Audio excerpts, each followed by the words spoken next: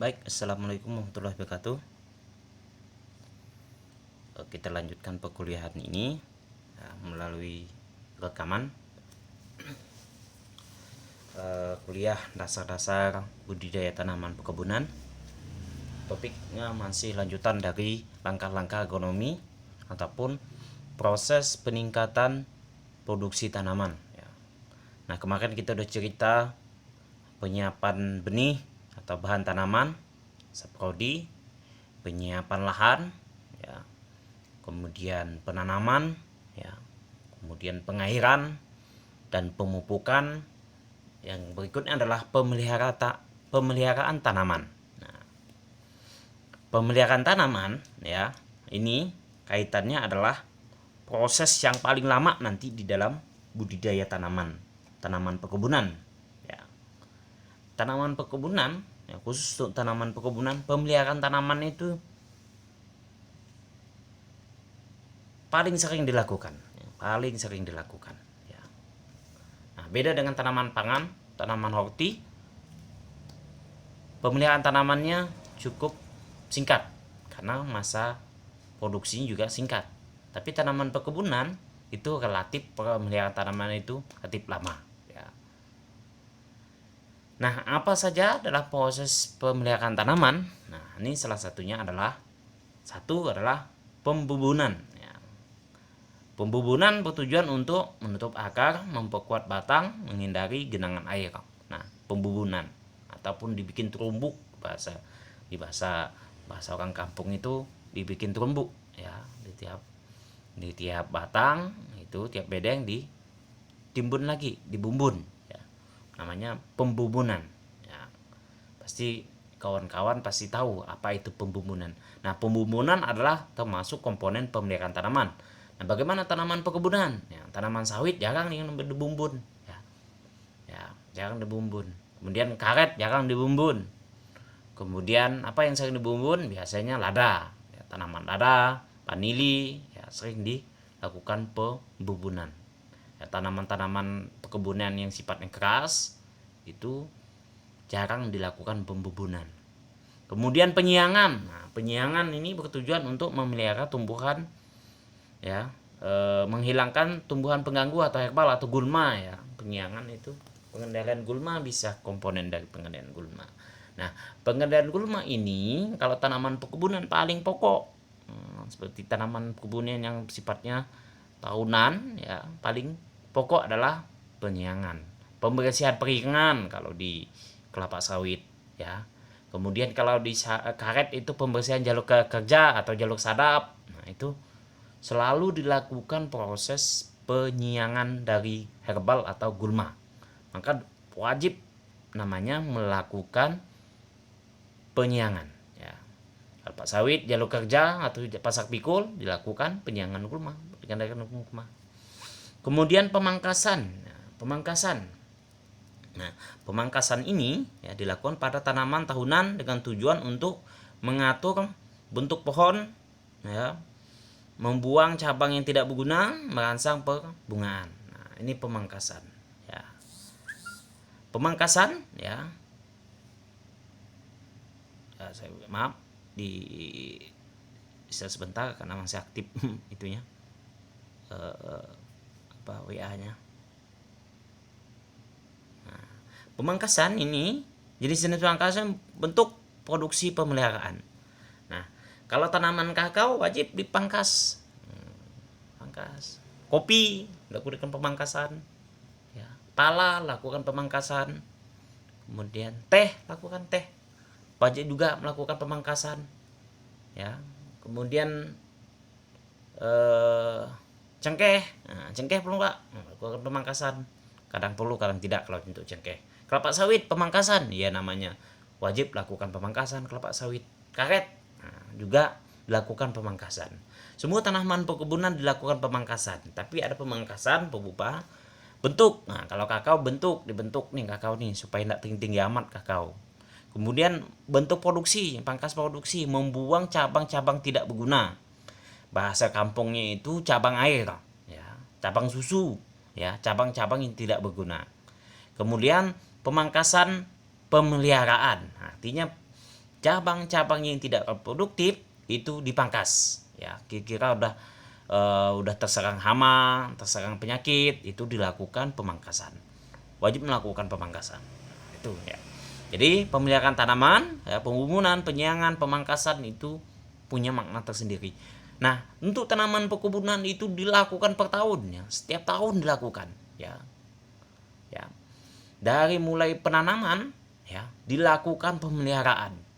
Penanaman, kemudian masuk tanaman baru menghasilkan. Setelah tanaman menghasilkan setelah belum menghasilkan tanaman masuk tanaman menghasilkan. Nah, setiap tanaman menghasilkan lakukan perawatan terus, pemeliharaan terus, ya. Pembuang pelepah kalau kelapa sawit, ya. Karena pelepah-pelepah sambil nanen juga dibuang pelepah-pelepah yang tidak berguna itu, ya. Kemudian penyiangan gulmanya, ya, pemangkasan yang penting selain kelapa sawit, ya. Maka penting pemeliharaan. Nah, kelapa sawit umurnya 30 tahun. Dari masa produktif ini 30 tahun. 30 tahun itulah masa pemeliharaannya. Nah, pemeliharaannya. Ya. Nah, itu pemeliharaan cukup lama. Tanaman pangan, ya, kalau tanaman pangan ya hanya sekedar membuang gulma pada fase vegetatif. Ya, fase reproduktif tidak perlu lagi dibuang gulmanya. Kalau tanaman pangan misalkan padi, ya, seperti jagung juga fasenya vegetatif, belum masuk fase reproduktif, itu tidak dilakukan penyiangannya, nah, perawatannya. Udah kalau udah berbuah, udah masuk mau panen, ya udah tidak lakukan lagi perawatan tanamannya, ya. Maka tanaman perkebunan itu paling intensif adalah masalah perawatan.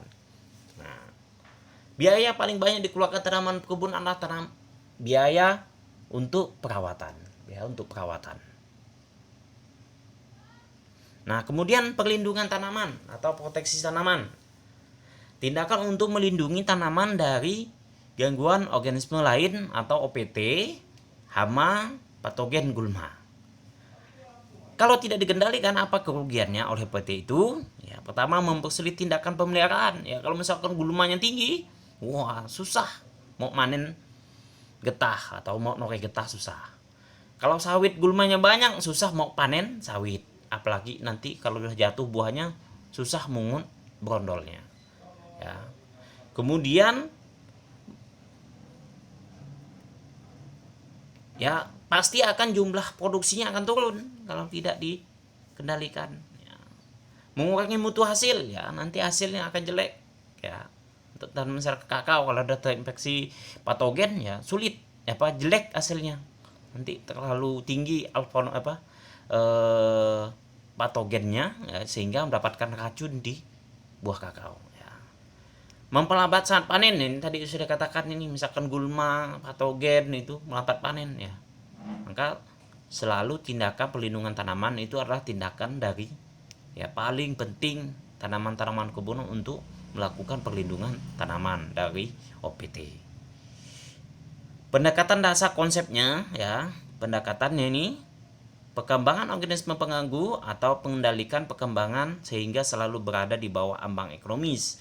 Ini konsep paling pertama, ya. Ada ukurannya, ada rumusannya. Nanti kalau udah lanjut perkuliahan berikutnya, kuliah hama atau penyakit, itu ada konsep ambang ekonomis. Berapa sih ambang ekonomisnya, gitu kan? Misalkan, ya, ambang ekonomis sih ceritakan, misalkan kalau hamanya terjadi sekian, itu wajib dikendalikan. Kalau hanya beberapa ekor, itu tidak perlu dikendalikan. Nah, itu konsep pengendalian hama ataupun perlindungan tanaman. Metode pengendalian, ya, banyak caranya, ya. Teknik budidaya, pertama teknik budidaya tanaman sehat. Ini ada undang-undangnya, ya, Undang-Undang Nomor 12. Teknik budidaya yang baik adalah pengolahan tanah, pemupukan, pengaturan jarak tanam. Ini teknik budidaya. Kemudian teknik budidaya ini tergantung dari tanamannya, ya. Teknik budidaya, tanaman apa yang akan diusahakan. Nah, jadi cara pengolahan tanahnya juga pun beda, pupuknya juga beda, jarak tanamnya juga beda, ya. Kemudian pengendalian fisik. Nah, paling gampang fisik. Nah, contoh misalkan dengan api, merendam dengan air panas, atau bikin naungan, itu pengendalian fisik. Mekanis memotong atau mencincang atau menggoprok Gopokoyan. Bahasa itu bahasa Jawa ini. Gopokyokan. Nah, ini mekanis. Kemudian pengendalian secara biologis, ya, menekan perkembangan biologis dengan memutus daur hidup, misalkan dengan melepas jantan mandul. Ya. Menanam tanaman kompetitor, misalkan ya gawang lawan alang-alang, misalkan gamal lawan alang-alang, kan, tanaman kompetitor. Untuk serangga, ya, menggunakan musuh alami. Ya. Nah, itu memutus secara biologis, ya, secara biologis. Ya, pengendalian patogen secara biologis. Nah, contohnya misalkan pengendalian virus, ya, pada tanaman, ya. Nah, pengendalian virus pada tanaman, ya, tanaman juga terkena virus, kita juga terkena virus. Nah, apa sekarang ini, ya, misalkan virus yang sekarang ini trendy nih, virus COVID-19, ya, COVID-19 ini, gitu kan, ataupun virus pada tanaman, itu caranya dari tanaman sendiri, ya. Pertama, tanaman itu harus sehat. Nah, sehat. Ya, tanaman akan mengeluarkan kemampuan imunitas yang tinggi nanti. Sama seperti kita ya di contoh-contoh yang beredar di sosial media, bagaimana meningkatkan imunitas. Tanaman juga begitu, sama konsepnya, ya. Konsep dasarnya adalah meningkatkan ketahanan tanaman. Nah, itu patogen apa ataupun hama apa akan menyerang itu akan sedikit, ya bisa dihindari. Itu cara biologis. Nah, metode pengendaliannya, ya, secara kimia menggunakan senyawa pembasmi, ya, bisa insektisida, fungisida, bakterisida, rodentisida, ya, nematisida, akarisida, ya. Nah, insektisida untuk insek, kelompok-kelompok hama, ya, fungisida untuk cendawan, ya, bakterisida untuk bakteri, rodentisida untuk tanaman hewan pengerat, tikus, ya. Kemudian tupai, ya, rodentisida, nematisida untuk kelompok cacing atau nematoda, akarisida untuk tungau, ya, kelompok-kelompoknya. Menggunakan senyawa peranik atau ataketan, yaitu feromon, ya, feromon, ya, penarik, ya. Jadi kelompok-kelompok hama yang betina nanti akan tertarik, ya, seperti warna, ya, cahaya, ya, itu kelompok-kelompok senyawa penarik, ya, bisa pakai. Menggunakan senyawa berbau, gitu ya. Nah, senyawa berbau, ya, ada hormon, ya, hormon tertentu nanti serangga jantan itu dekat, gitu kan. Senyawa penolak, gitu kan. Nah, contohnya biorasional, ya, contoh daun nimpa, selasih, gitu kan, untuk bisa menolak kelompok-kelompok dari hama atau penyakit, ya. Menggunakan varietas yang tahan. Nah, yang tahan ini lakukan pemulihan terus, lakukan proses pemulihan terus dengan metode pemulihan konvensional, ya. Contoh VUTV, ya, tahan terhadap bulai, itu dilakukan pemulihan terus. Mana yang nanti tahan, diujikan terhadap bulai, mana yang tahan, lakukan proses pemulihan. Nah, nanti ada mata kuliah pemulihan tanaman. Kemudian rekayasa genetik, ya, tanaman transgenik, ya. Contoh BT cotton, ya, BT corn, ya, pada jagung, lakukan tanaman transgenik. Ya, diambil gen-gen yang tahan, kemudian disusupkan ke tanaman yang akan kita uji cobakan. Nanti bisa dia melakukan perlawanan terhadap patogen. Nah, contoh misalkan kita divaksin. Nah, ini contoh nih vaksin, nih manusia divaksin. Kenapa manusia divaksin? Ya, nah, supaya manusia tahan terhadap virus tertentu, ya. Kalau datang virusnya, berarti sudah mengenal, oh ini udah pernah masuk ke tubuh manusia ini, jadi tidak menyebabkan sakit. Kenapa divaksin? Namanya vaksin. Bisa vaksin secara alami atau buatan. Secara alami ini kita mengeluarkan kemampuan, ya, pernah melakukan gejala tapi tidak sampai infeksi menimbulkan simptom, ya, reaksi, tapi tidak sampai menimbulkan gejala. Nah, itu kalau imunnya tinggi, ya. Tapi kita sudah mampu mengeluarkan kemampuan imunitas yang tinggi itu untuk manusia misalkan. Tanaman juga begitu, konsepnya sama, ya. Konsep pengendalian secara terpadu atau PHT. Ini pengelolaan terpadu, pengendalian hama dengan menggunakan beberapa metode yang kompatibel sehingga diperoleh hasil maksimum dan tetap tingkat produktivitas tinggi serta menunggu kelestarian lingkungan ya. Tidak mengganggu kelestarian lingkungan. Nah, ini beberapa konsep ya pengendalian hama secara terpadu.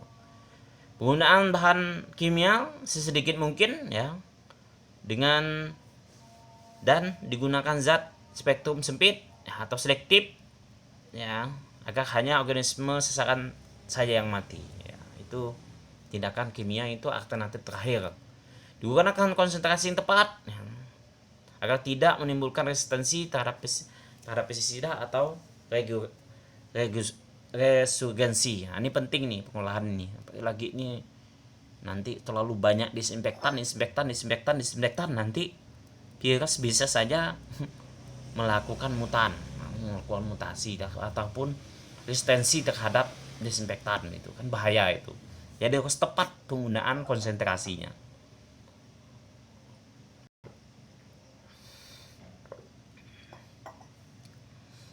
Pengendalian konsep PHT ini konsep-konsep yang nanti dipakai beberapa teknik pengendalian, 2 teknik atau 3 lebih ya, 1 atau lebih teknik pengendalian. Nah, itu konsep PHT. Nah, kemudian kita lanjut panen ya. Perawatan sudah ya, lanjut panen. Ruang lingkup kegiatan panen ya, penentuan panen. Penentuan panen. Bisa umur, ciri khusus, warna, kadar air, ya. Tujuan pematahan hasil, ya.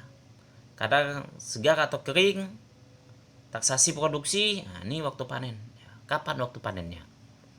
Tanaman beda-beda, tanaman perkebunan waktu panennya beda, ya. Tanaman horti, dan tanaman pangan waktu panennya. Syarat panen, tidak merusak hasil dan tanaman yang ditinggalkan, ya, sesuai dengan peruntukan hasil, dengan alat yang tepat, saat yang tepat, cara yang tepat. Ini panen. Waktu panen juga penting ya, melakukan proses langkah-langkah agronomi panen ya. Nanti kalau kalian jadi asisten agronomi atau asisten kebun, nah ini panen paling sering menjadi kendala asisten nih.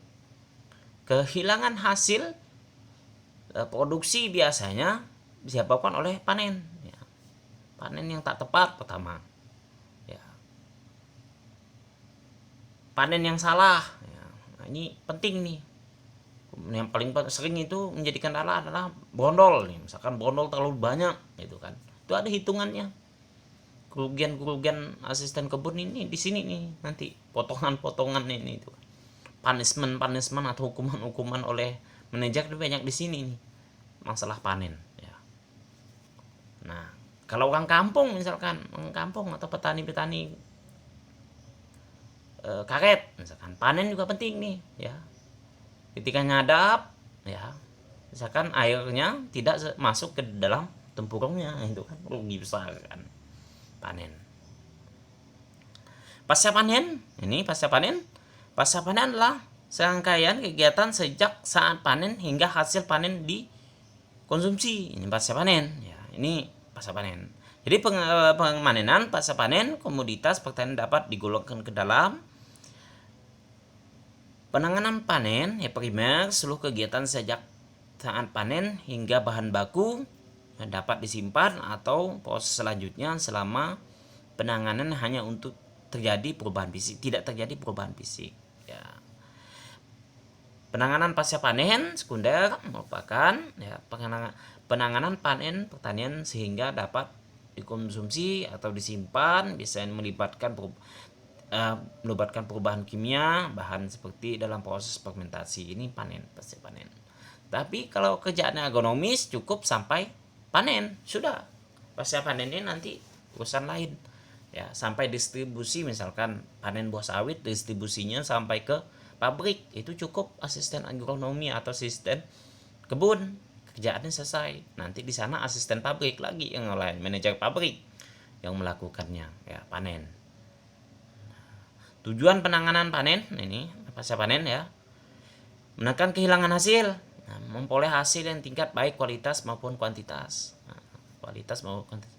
Menyampaikan hasil sesuai dengan operasional mesin pengelolaan. Ya. Mengatasi kesenjangan waktu dan jarak antar konsumen dan produksi hasil pertanian.